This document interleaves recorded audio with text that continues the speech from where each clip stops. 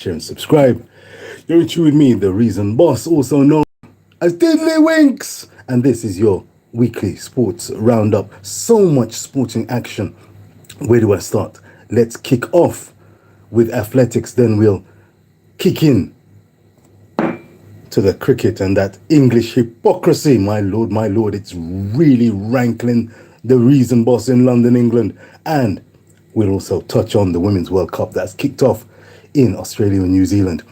Shericka, Jackson, be on your P's and Q's, be on red alert. But I believe Shericka Jackson knows exactly what's coming in the shape of Shelley Ann Fraser-Pryce returning to 100 meters action in Switzerland. She stormed through against a decent field, but nothing compared to our pocket rocket. 10.82 seconds, meeting record, and a welcome return to the 100 meters forum. My lord. As far as the Reason Boss is concerned, Shelley Ann Fraser-Pryce, with around 29 days or so to go before the World Championships begin in Hungary and Budapest, it's going to be a silver lining occasion for Shelley Ann. In the Reason Boss's view, of course, anything can happen in track and field, but Shericka Jackson's outstanding 10.65 second run at the Jamaican trials represents for me the outstanding 100 meters performance that I've seen thus far. Talou looking good, 10.75 seconds this season. Sha'Carri Richardson flying the flag for America. She is the international United States threat, no doubt about it. Dina Asher-Smith, Daryl Nita, Shericka Jackson. She is, in the Reason Boss's opinion, the woman to beat. She'll know that bringing your A game at the national trials is one thing, but bringing your A plus game at Budapest for the World Championships is where you really need to perform. Shelley Ann may have left it a little late. That knee injury may have just thwarted her ability to produce her A plus game come the semi-finals and finals. But we shall see. She is a champion through and through. And if anyone can overturn the tables of doubt, Shelley Ann is your lady. By the way, let me just throw in a little update for the likes of Coach's Desk. Coach Minzy in the Jamaican social media knows his track and field. What an excellent interview with Mr. Wright, Mr. Paul Wright, regarding the whereabouts test recently of Toby Amerson. Whilst the 100 meters women's hurdles race in Hungary will be one to look out for, as well as the 110 meter hurdles for men, which will be absolutely stunning, featuring possibly for the men at least a medal, possibly two, who knows. Rashid Broadbell, big up yourself. Hansley Parchment, big up yourself. Orlando Bennett, salute. 1, 2, 3. Maybe too much to ask for, but you will represent Jamaica with pride, no doubt about it. But, my lord, it's an interesting one, you know. It's an interesting one. The men's 400 meters. Coach Minzy, I know you've been beating the drum. You've been beating the drum because you remember the Reason Boss saying, look out for Michael Norman. And Michael Norman, the world champion at 400 meters, lest we not forget. I believe that things may change, the changing of the guard. In athletics, things can change on a penny, a toss of a coin. And sometimes it's a case of trends. Michael Norman, having participated in the 100 and 200 meters in the US trials, having not been seen for many 400 meters races this season, in the Reason Boss's opinion, simply will be struggling for strength-wise a podium finish. I believe the outstanding candidates for 400 meters gold. Get me now, Coach Minzy, get me now. Listen carefully. Stephen Gardner, Bahamas. Have I ever seen a man run sub 44 with such ease and grace? Lord have mercy. And Wade Van Niekerk, world record holder from lane 8. Have mercy. What a run. He will be one of two. Forget Deadman of the United States. Vernon Norwood, happy to be there.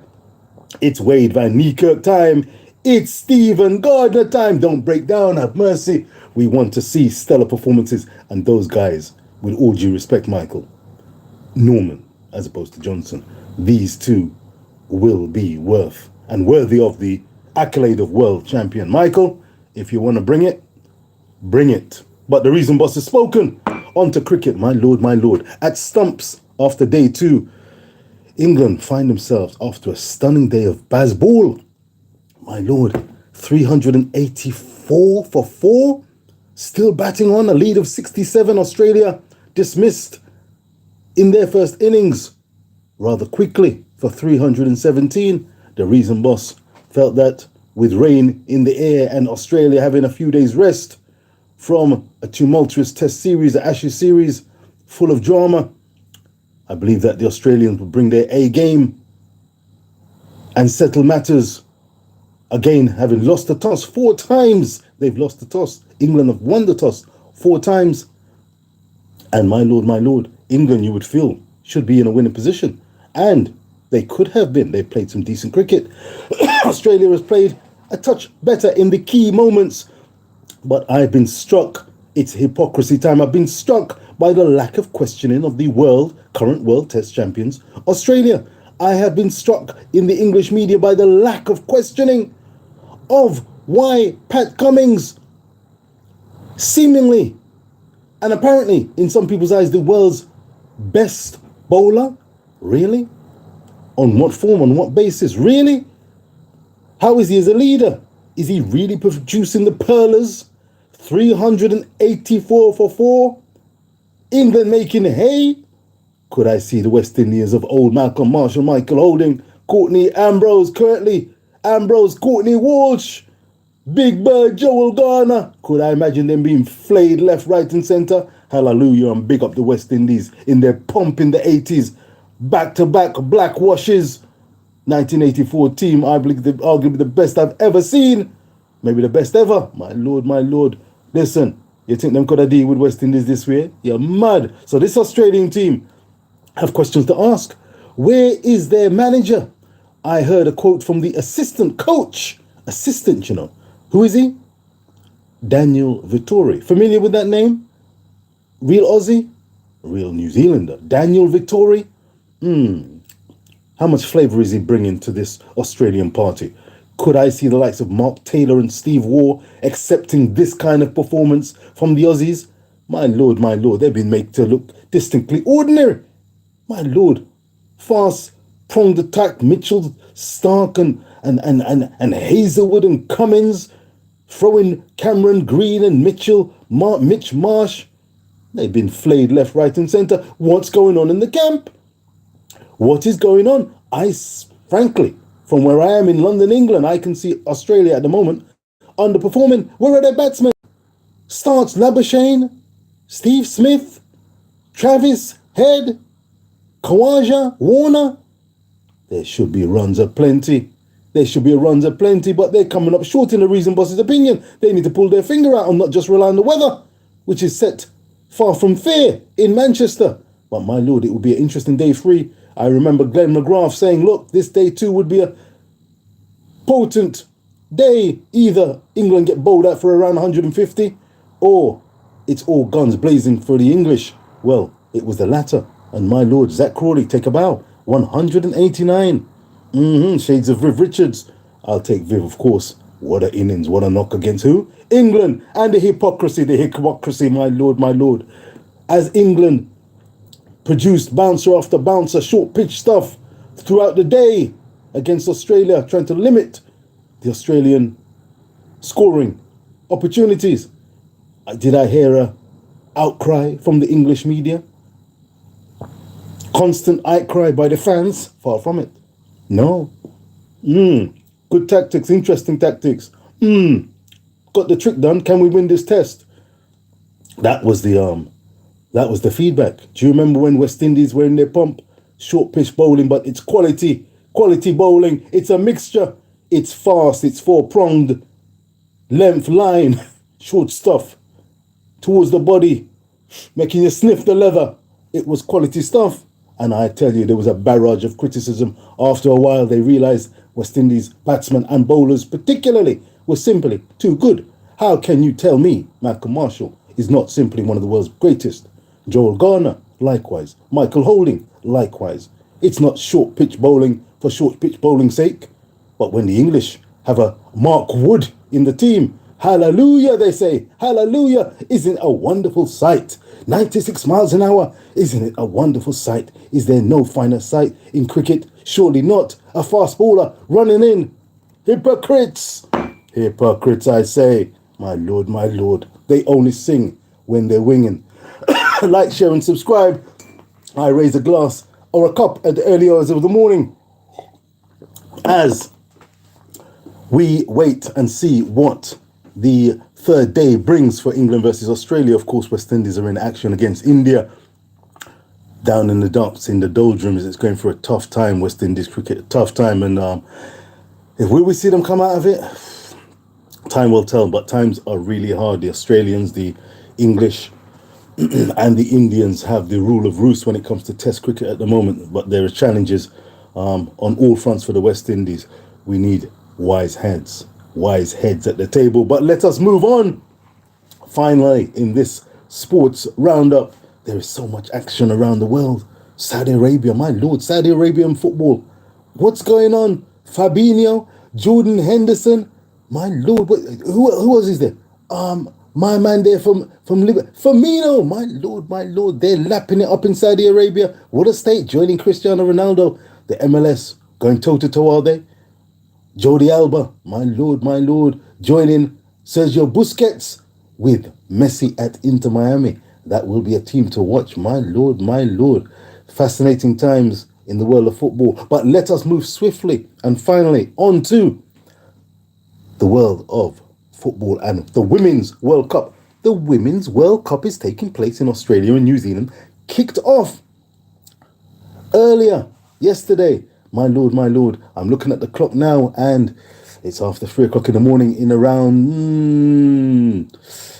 five, just over 5 hours time in London, England, 8:30. It will be Group C action with Spain versus Costa Rica.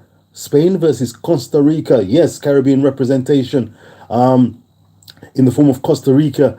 I don't believe they're the strongest. In fact, Spain, in my opinion, are one of the teams to beat at this World Cup, along with Germany. And of course, the Reggae Girlz, I wish them the very best. We'll come on to them very, very shortly. But Spain will be taking on Costa Rica, and I will be looking to see how that game goes. Of course, I've seen the opening games, and I must say, Australia, etchy, scratchy 1-0 victory over the Republic of Ireland. Of course, one of their star bowlers, Sam Kerr, picked up an injury, unfortunately, a calf injury that may keep her out at least of the first 2 games, according to their manager. We will see if she takes any further part, but there are concerns. The Australians fancy their chances. They've got some fine players, not just Sam Kerr. But it was interesting that the Republic of Ireland put in a fine shift. It only took a penalty. It was only a penalty that brought Australia and the Matildas victory earlier. Or was it earlier or later? In the same day, in the same competition, kicking off the tournament, New Zealand stunned Norway with a 1-0 victory. Jamaica's Reggae Girlz take note. Reggae Girlz take note. New Zealand stunned New Zealand. My lord, they don't have a fine record in the Women's World Cup. But they produced a 1-0 victory.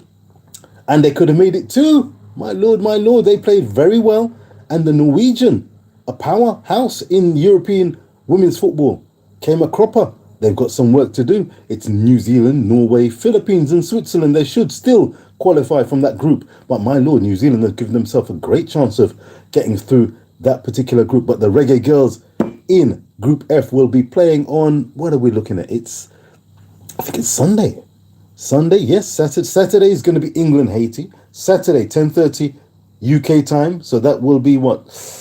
Around 4:30 Jamaica time, but 10:30 a.m. on Saturday in Group D. It's England versus Haiti. Haiti have got a great chance. This group is England, Haiti, Denmark and China. I believe that England and Haiti will qualify from this group, but let us see where the cards fall. But Haiti have a great chance. They've got a really fine team and have battled through the qualification process to reach this portentous World Cup. So hats off and big up yourself, Haiti. I wish you the very best.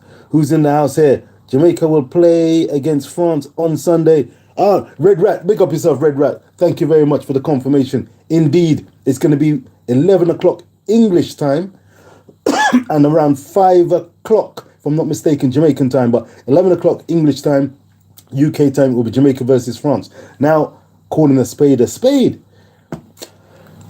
What do you think, Red Rats? What do you think? What do you think? What do you think, viewers and subscribers? Like, share and subscribe, whether on the live or, of course, on the rerun. Richpo Sports appreciates you giving Richpo Sports a strength. But I'm shooting from the hip and shooting from the lip, calling it as I see it. Jamaica's Reggae Girls are in a Group F featuring the likes of Brazil. Not quite with the same reputation of their male counterparts, it must be said. The heavy hitters in the women's game include England, the current European champions, France, mercurial talent, similar to their men, mercurially talented, but they've had some issues off and on the pitch, particularly off the pitch. Will these hamstring their efforts to make it deep into this tournament? They should certainly come out of this group, but you never know. It's going to be a very interesting game for the Reggae Girls and for the French team. Now, the Reggae Girls, I must say, I like the look of the squad in general, but I've got to put the caveat. Because when I say I like the squad in general, Red Rats, I don't know what you make of this. But though the individuals chosen are very talented, I have my concerns, and it's not the first time we've heard this. Where have we heard this before? The midfield. The midfield. We have attackers, we have wingers, we have defenders. But my lord, when it comes to, let me see what you're saying, big man. Anything's possible. Jamaica might come out of the group stage. Hey, anything is indeed possible. They may come out of the group stage. Red Rats, indeed, they could. And this is why I was optimistic, and my optimism increased having seen the Republic of Ireland fight, go toe-to-toe with the Australians, having seen New Zealand, small New Zealand, with a poor record in World Cup matches. Their history is nothing to shout about, but they defeated Norway. That's a big result. Talking of big results, why not our Khadija Shaw, our Trudy Carters, our Jodie Browns, our Alison Swabies, our Rebecca Spencers, our Drew Spence, our Tierney Wilshires, our Salons, our Chaina Matthews, can they not produce something? Headed by coach Lorne Donaldson, this is a historic campaign for Jamaica. Back-to-back, get that back-to-back World Cup appearances. This time, the Jamaicans want to win a game. This time, the Jamaicans will seek to come out of the group. This time, just as the last time, they will seek to leave it on the pitch. This time, let me take the opportunity to salute the likes of Talawa TV's Crystal Davis. Big up, a staunch supporter and follower of the Reggae Girls, bringing outstanding quality content, charting the ups and downs of the Reggae Girls' journey, and what a journey it's been. When they don the colours, there's no quarter asked and none given. They take on and do the very best they can against obstacles on and off the pitch. They are up against France, Brazil, and Panama. Big up yourself, Panama. And Sunday, 5 o'clock Jamaican time, 11 o'clock UK time for sure. It's going to be France versus Jamaica.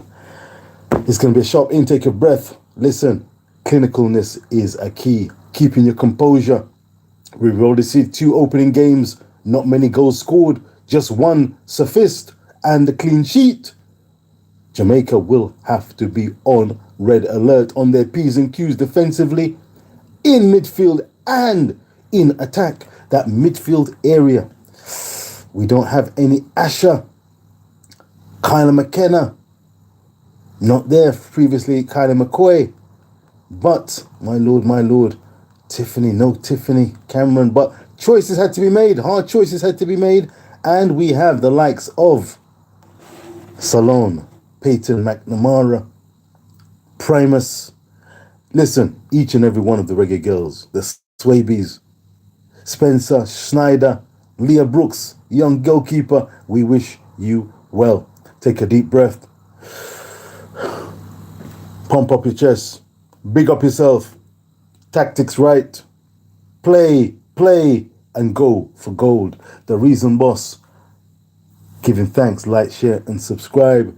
It's the Sports Roundup. Look out for more Sports Roundups coming on Richpo Sports. There's a bevy, a feast of football. Of course, the Premier League in England will be kicking off August, 11th? My lord. As an Arsenal fan, let me say, hey, Rich, big up yourself, Red Rats. Big up yourself. Thank you very much for supporting. Big up. Remember to like, share, and subscribe. I'm sure you've done that already, but thank you very much for your support. Big up. It's going to be an interesting, I say interesting, I'm hoping as an Arsenal fan, as a football fan, it's going to be an interesting Premier League season ahead. My lord, the Saudi Arabian League been doing swift business, a fascinating season. Next year we've got the European Championships. The likes of Harry Kane, will he stay, will he go? Spurs, my lord, one of their finest assets. The word on the street I've been picking up is that many Spurs fans say, listen, Harry, respect, you've done everything that you can for us. You've given us the goals, you've given us the assists, the contribution, the hard work. And there have not been too many trophies at the end of it. You've done all you can. As far as the Reason Boss is concerned, it's the goal scoring record of Alan Shearer in the Premier League that Harry could either stay and go for. And if that is not incentive enough, then the likes of Bayern Munich, in the Reason Boss opinion, is an outstanding opportunity to try and ply your trade elsewhere. Give yourself a chance to round your game further. Harry Kane must leave and go to Bayern. Well, Red Rats, I'm glad that you share that opinion. From a neutral point of view, I can see people such as yourself absolutely singing from the right hymn sheet. Harry has done so much for Spurs, but for a talented player, at the end of the season, most players, at the end of their careers, you ask them, what do you remember? It's not just the camaraderie.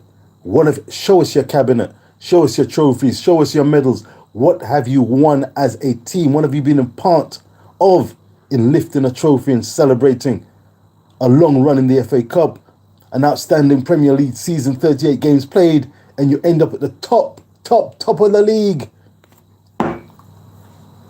Henry style, Bergkamp style, Tony Adams style, and in the recent years, my lord, De Bruyne style, John Stones style, young Phil Foden style, Bernardo Silva, Lord of mercy, Fernandinho, the list goes on. A bag of those guys at Manchester City. You go there, strong competition, but at the end of it, what have you got? Excuse me, let me just get my trophies. Let me get my medal. Let me get my medal. Let me show you some pictures when I was on the field lifting the title with all the confetti. Harry Kane's got a big decision to make. Of course, he is going nowhere when it comes to England. Not that he's not going to win anything. No. But he is the man. He is the starter. No ifs, no buts about it. His place is secured, unlike the likes of Harry Maguire. Secured, maybe in Gareth Southgate's mind. We know what he brings to the table. But that man, my lord, Man United stripped him of the captaincy. I don't know if he's still at Manchester United right now. The likes of West Ham sniffing around. Show us your titles. Harry's got some titles to show. He's got some medals. Harry Kane, the ball is in your court. No slight. I won't feel away. I'm an Arsenal fan. Whether you stay or go, you've not damaged us too much.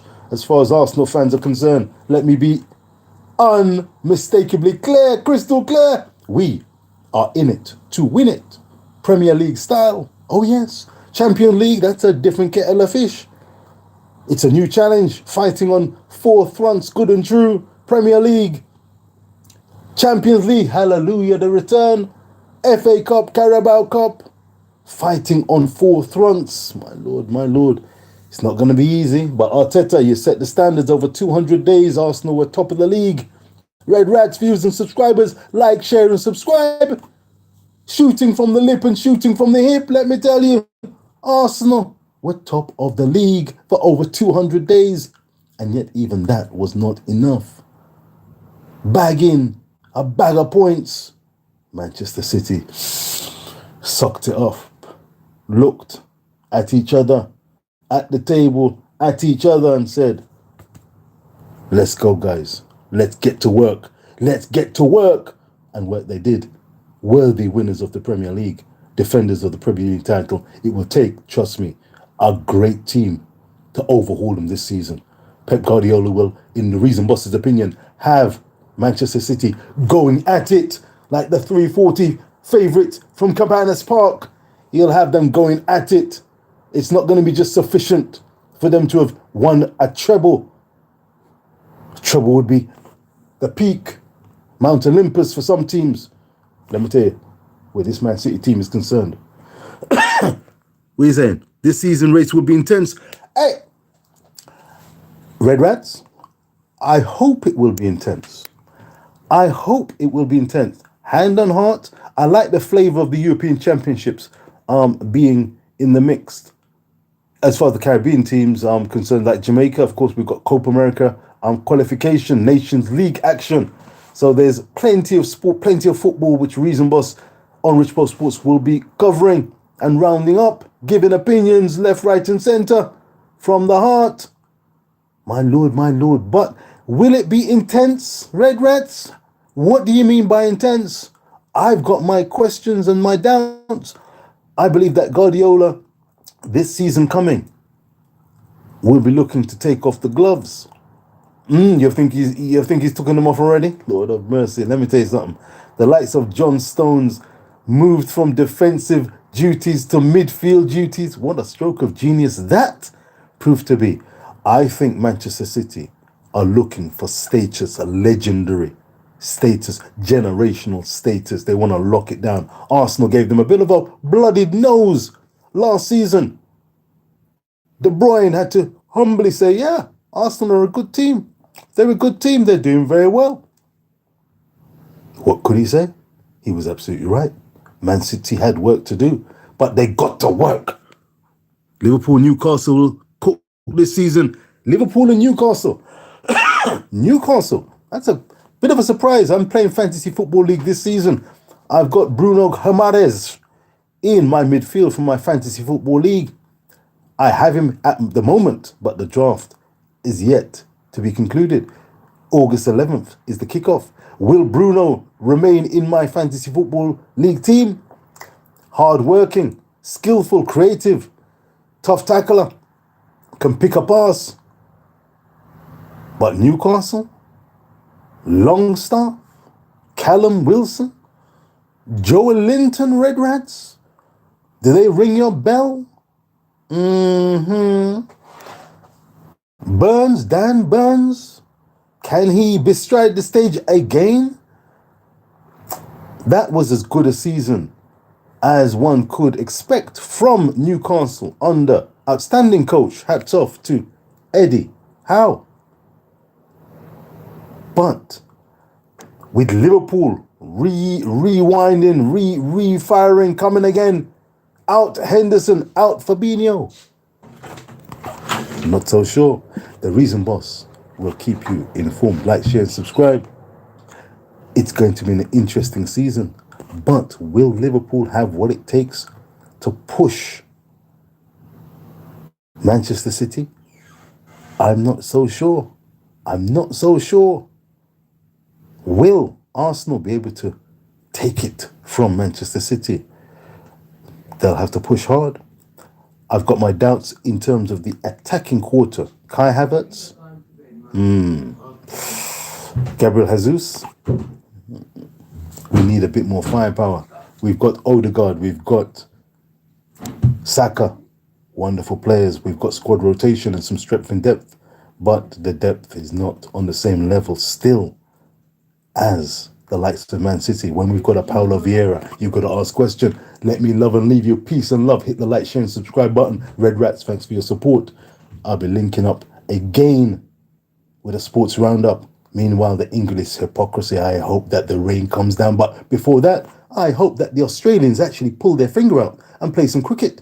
In the meantime, though they are World Test Champions officially, it has given me a great deal of pleasure, Red Rats, viewers and subscribers, to realise, though the press won't alert to it and allude to it, they won't speak. I can tell you there are levels, and the West Indies of the 1980s, Clive Lloyd, Viv Richards, Greenwich, Haynes, my lord, Jeffrey Dujon, wicketkeeper, wonderful, great wicketkeeper. Let me tell you, Marshall, Holding, Garner, Croft, bad boys, world class. You want short pitch bowling, you want class bowling, you want swing bowling, you want to find the edge, man at short leg, class, intelligent. The Australians have got a ways to go. This is not a vintage Australian team. Far from it. Yes, you heard me say it. Not a vintage team. Steve Smith, Labuschagne, not finding their feet as yet. Making starts, not going on. Come on now. Khawaja, is this the time to lose form? Warner, come on, man. There's a century out there. Go and bag it. Take your wicket and protect it. Don't dash it where. Listen, Reason Boss, giving thanks as a West Indian fan. I remember the days. West Indies now, can you find it somewhere to give Australia something to think about? Give India currently something to think about. Like, share and subscribe. The Reason Boss saying out. I will see you real soon. Lovely again in summation to see Shelly-Ann Fraser-Price back in action. 10.82 seconds in Switzerland. Big up yourself, Pocket Rocket. Shericka Jackson. Can we make it a 1-2? Which order? It's down to you. Like, share and subscribe. Go Reggae Girls, go. Peace and love. See you next time. Richpo Sports.